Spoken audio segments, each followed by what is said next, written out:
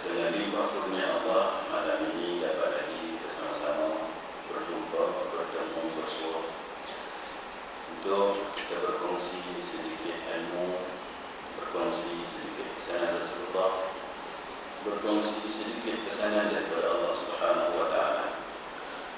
Mudah-mudahan dengan pesanan-pesanan itu, jadi saya, tuan-tuan dan puan sekalian, akan mendapat hidayah daripada Allah Subhanahu wa Ta'ala, sehingga kita berjaya untuk mendapat kejayaan yang selayaknya apabila kita kembali kepada Allah Subhanahu wa Ta'ala. Tuan-tuan yang dirahmati Allah sekalian, sekarang kita sudah pun berada pada bulan Zulqa'dah. Sudah kita lalui bulan Syawal, dan tidak lama lagi kita akan berjumpa dengan bulan Dzulhijjah. Sebelum bulan Syawal dahulu, kita menempuh sebulan bulan Ramadan. Dan bulan Ramadan itu biasa orang sebut sebagai madrasah ataupun tempat untuk kita mendapat latihan, sehingga kita menjadi orang yang bermotivasi untuk melaksanakan perintah Allah pada bulan-bulan yang lain. Maka kerana itu, sepatutnya apabila kita sudah lalui bulan Ramadan yang penuh dengan latihan dan penuh dengan rangsangan daripada Allah Subhanahu wa Ta'ala untuk kita memperbanyakkan ibadah dengan berbagai tawaran. Bulan Ramadan banyak tawaran yang Allah beri, sehingga kita menjadi hamba yang sangat patuh pada bulan Ramadan. Pada bulan Ramadan yang lalu kita tengok masjid dan surau penuh. Pada bulan Ramadan yang lalu kita tengok orang rajin membaca Al-Quran. Pada bulan Ramadan yang lalu kita lihat orang Islam rajin bersedekah. Pada bulan Ramadan yang lalu kita melihat orang rajin untuk mengerjakan qiyamul lail. Adakah kita ini seperti mana yang Nabi sebut dalam sebuah hadis? Nabi kata, kun rabbaniyan wa la takun ramadaniyan. Nabi sebut dalam hadis itu, Nabi kata, jadilah kamu hamba kepada Allah dan jangan kamu jadi hamba kepada Ramadan. Jadi kita nak tengok dan kita nilai diri kita, adakah diri kita ini hamba Ramadan atau hamba Allah. Apa maksud Nabi itu? Maksud Nabi SAW menyatakan, kun rabbaniyan wa la takun ramadaniyan. Jadilah kamu hamba kepada Tuhan, Rabbani, bukan Ramadani. Oleh kerana semangat ibadah kita pada bulan Ramadan dengan tawaran-tawaran Allah yang Allah bagi pada bulan Ramadan, contohnya biasa orang sebut, dan mungkin sekarang kita dah lupa aku. Bulan Ramadan itu kenapa orang semangat sangat buat ibadah? Kerana tawaran Allah yang begitu banyak. Orang buat ibadah wajib, Allah gandakan pahala sehingga 700 kali ganda. Orang buat kerja-kerja amalan sunat mendapat pahala wajib. Allah kurniakan bulan Ramadan malam Lailatul Qadar yang lebih baik daripada 1000 bulan. Bulan Ramadan diturunkan Al-Quran, maka kita berlomba-lomba mencari pahala pada bulan Ramadan. Namun matlamat sebenar bulan Ramadan bukan hanya sekadar itu. Matlamat sebenar bulan Ramadan itu ialah supaya dapat membentuk selama tempoh 1 bulan itu, supaya dapat membentuk kita sebagai seorang mukmin Muslim yang mampu bertahan melaksanakan ibadah bukan hanya setakat pada bulan Ramadan.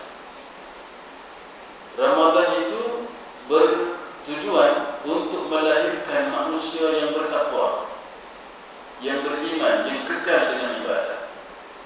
Kalau kita hamba kepada Allah, berarti bukan ibadah kita hanya pada bulan Ramadan. Dan begitu juga Ramadan membentuk hati dan sebagainya. Jadi tuan-tuan, apa yang nak saya kongsikan hari ini ialah nak menyatakan satu hadis Nabi SAW. Nabi cerita pasal hati. Ini pun kita tolak daripada hati juga. Nah,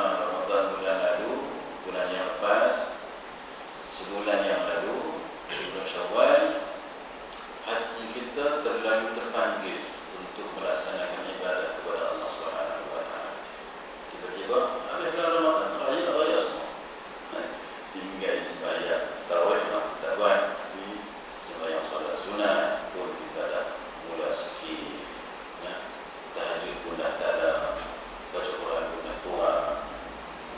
Kuliah-kuliah pun kita mungkin jarang, tak berapa nak rajin datang. Kita nak sebut hari ini soal hati yang bersih dari batil dan jahat. Baik, dalam kitab ini saya bawa kitab Nasihatul Ibad. Yang ini saya bawa nasihat agama dan masyarakat. Tentang satu lagi yang mungkin hari terakhir itu kita jumpa. Sebabnya saya diarahkan juga bekerja mulai 17-19. Kalau ada rezeki bulan depan, kalau negara benarkan saya untuk tangguh selama sebulan, lagi sebulan saya jadi taping. Lepas itu saya akan menerima semuanya di Kampung Gajah. Baik, sebut soal hati yang bersih. Pengarang kitab ini menyatakan ketahmidah.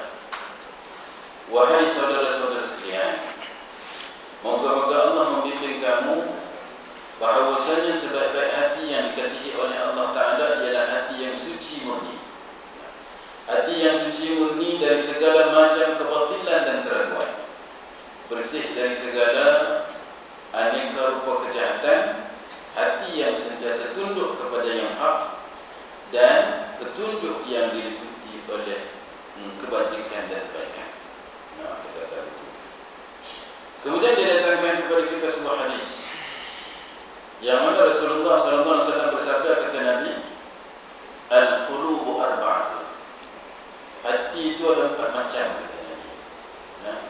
Hati itu ada 4 macam.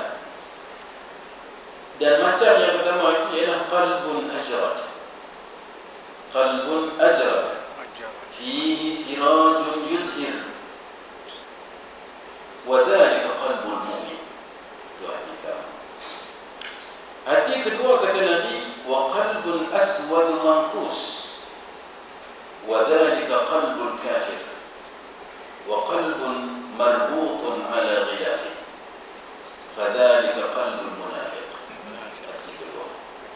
Kemudian hati yang ketiga, kata Nabi, wa qalbun musaffahu fihi imanun wa nifaqun famathalul imani fihi mithlul baqara yamudduha al-ma'u al-'adbu wa mathalun nifaq fihi mithlul qarha yamudduha al-qayh was-sadiq yamudduha al-qayh was-sadiq fa ayyul maddatayn ghalabat 'alayhi dhahabat bihi.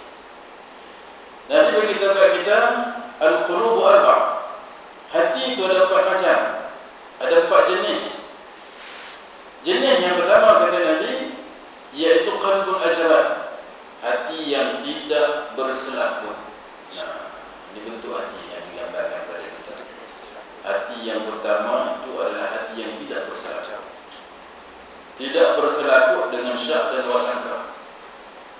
Kan dalam hadis lain yang disebut, ala fil jasadi mudghah, idza salahat salaha al jasad kullu wa idza fasadat fasada al jasad kullu ala wa hiya al qalb. Dalam hadis lain yang disebut dekat kita nak bagi tahu, ingatlah, kata Nabi, ala fil jasadi mudghah, dalam jasad seorang insan itu ada mudghah, ada seketul daging. Idza salahat, apabila baik daging itu, salahal jasad kullu, akan baiklah jasad seluruhnya. Wa idza fasadat, dan apabila rosak daging itu, fasadal jasad kullu, maka rosaklah seluruhnya. Habis rosak semua. Mata kita jadi rosak, bukan mata tak nampak, rosaklah dari pandangan iman.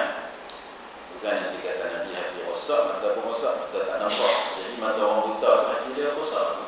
Itu salah maksud. Yang Nabi sebut, apabila hati rosak, habis rosak semua anggota.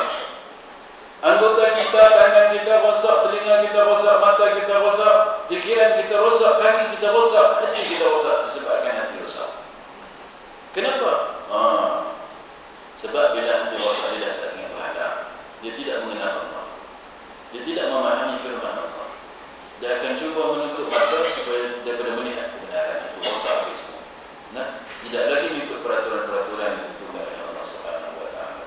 Maka dalam hadis ini Nabi sebut pada kita 4 jenis hati, iaitu hati yang pertama qalbun ajrad. Hati yang pertama ialah hati yang tidak berselaput. Nah, hati yang tidak berselaput padanya terdapat sebuah lampu yang menerangi. Ibarat hati yang tidak berselaput ini, dalam hati itu ada satu lampu. Terang hati. Mudah hati untuk menerima kebenaran. Ini. Jadi kita boleh cek sebenarnya hati kita ni jenis hati berselaput, hati yang berselamat.